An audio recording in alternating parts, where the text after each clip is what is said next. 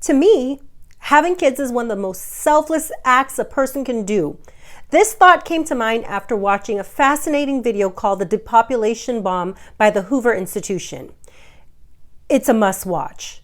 It was uploaded a year ago, but I'm just now discovering it. And the video covers critical issues that we need to think about. In the video, Stanford professor Paul Ehrlich, author of The Population Bomb, discusses his predictions about the challenges humanity will face in the future. These predictions are rooted in research and data on how the economy, societal values, and declining birth rates are connected. One of the major points that he makes in this video is that young people today just simply aren't prioritizing family planning. Many are more focused on their own autonomy and freedom, which isn't, in my opinion, necessarily a bad thing. But it does highlight the growing selfishness in society. And this is why I started this video off saying having children is one of the most selfless acts a person can do. People are increasingly focused on themselves and their own desires, leaving little room for selflessness required to start a family.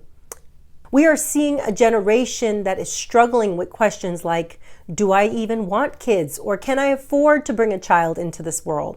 Paul Ehrlich talks about how education, economic pressures, and societal apathy are contributing to the declining birth rates. I mean, it's pretty bad. In some ways, it's like the Great Depression all over again, but without the same economic backdrop. Personally, I believe that we are living in a recession. One not of our own making, but a result of bad governmental policies. I mean, we see it when we go buy groceries, pumping gas, and just simple basic day-to-day needs. Hundreds and thousands of low-paying jobs are being filled by illegal immigrants, leaving able-bodied men, primarily, as Ehrlich says, white men, out of work and having a hard time finding work.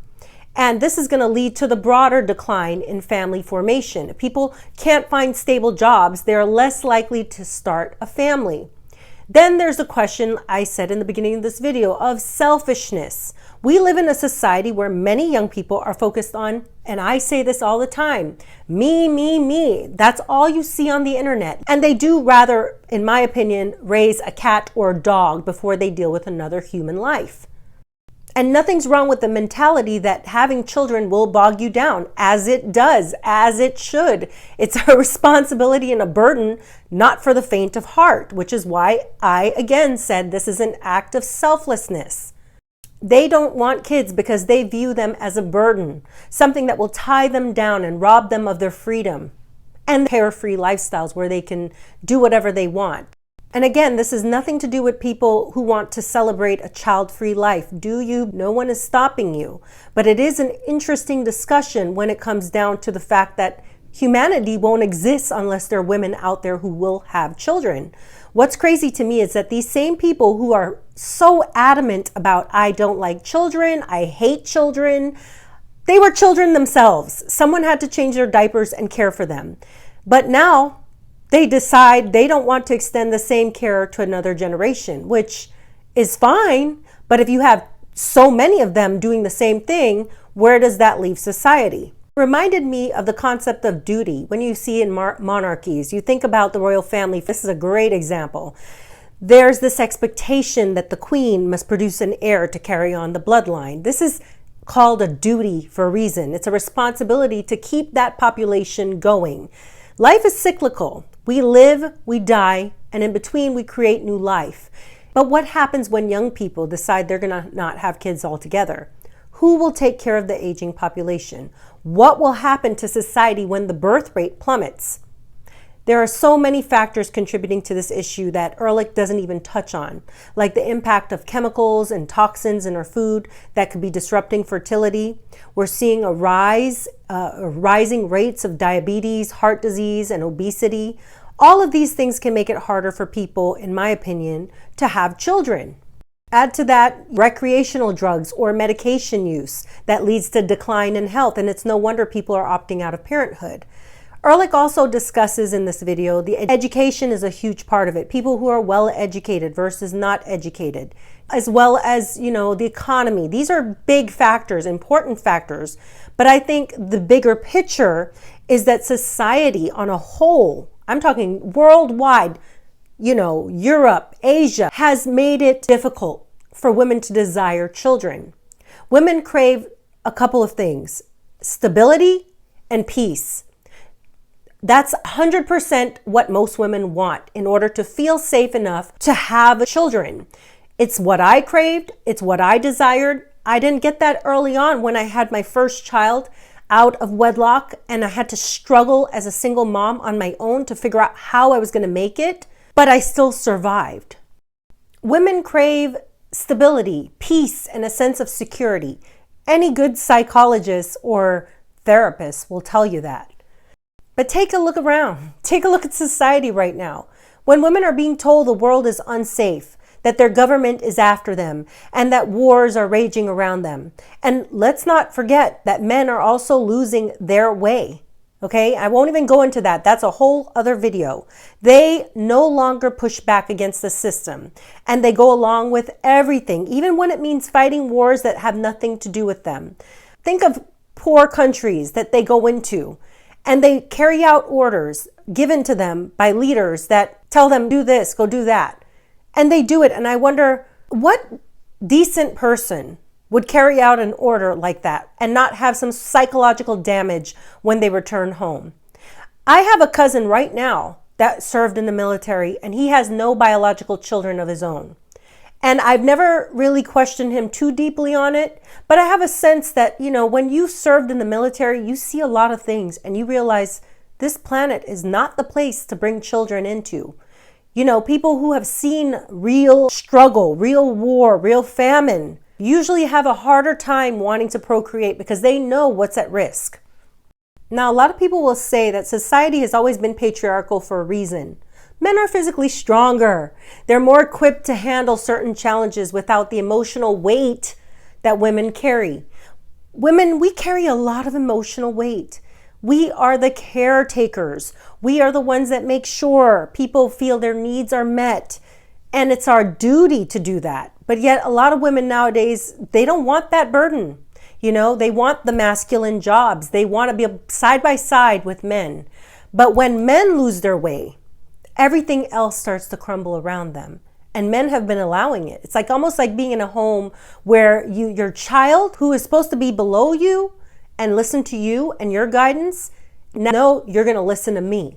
That is what I feel is going on when it comes to the male-female. It's a role reversal that has created craziness in the society. And it goes back to what I just said a minute ago. Women need to feel safe and protected. And when they don't, they are less inclined to want to have a family. It's that black and white, that simple.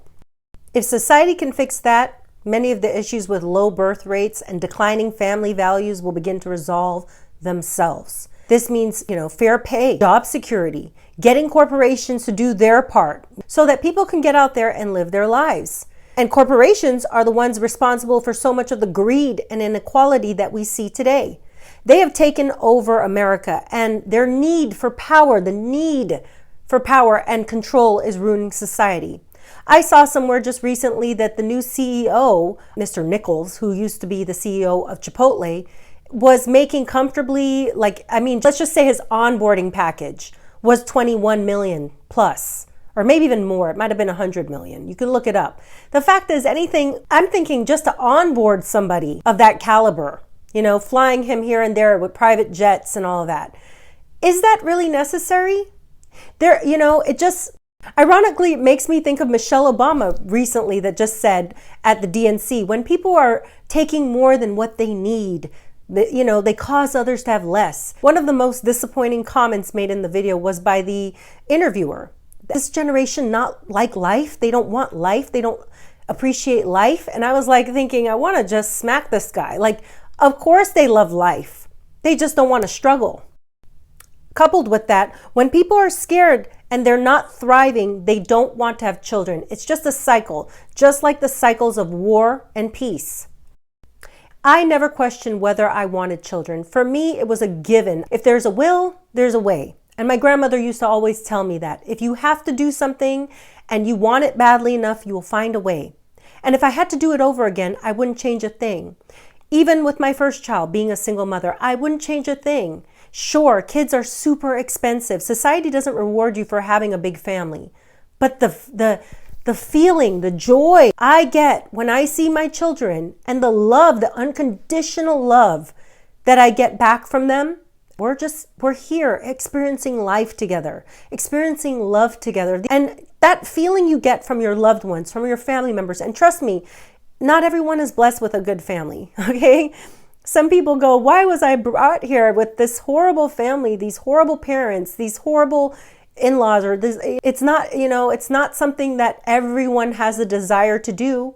But I always knew I wanted the experience of giving life, something that's so valuable, something that's so meaningful. Probably the most meaningful thing any woman can do is to bring life into the world. Men can't do that. But the fact remains is I look at what I can do and the life that I'm creating, what I'm creating for my own family. That's what's important. And let's face the truth, society never rewards you for having a big family. Nowadays, if you have 2, 3, 4 kids, people look at you crazy.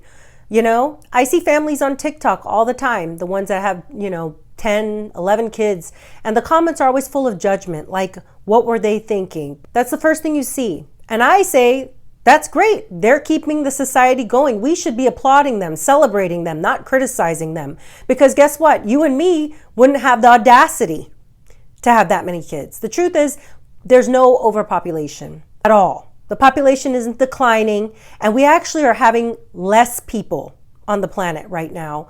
European countries are way ahead of us. They're 10 steps ahead, and we're following suit right behind the European countries. So if you ever want to take a glimpse into the reality of what's going to happen, you can always look to countries in the EU, all right? Because that's where we're headed. Because otherwise, we're in a future where fewer and fewer people are around to take care of the aging population, and that's a problem none of us can ignore. And Social Security and all of those things are going to disappear if you don't have the next generation paying into that stuff. I see a future that looks very bleak because I don't think this is going to change in the near future, especially if we have another 4 years of a Democratic-run government with policies that are so unnerving, I don't even want to go into it. I would say I've never been one to look at any of these parties as my savior. I look at us, you and me, as the savior. We're the savior. We got to start communicating more. Stop getting into videos and saying stupid shit. If you don't have something to say that's meaningful or is going to encourage conversation to get to a meaningful middle ground, then don't say anything at all. That's just how I view life. I don't even spend time entertaining fools. Anyways, I say think for yourself. Have a great day.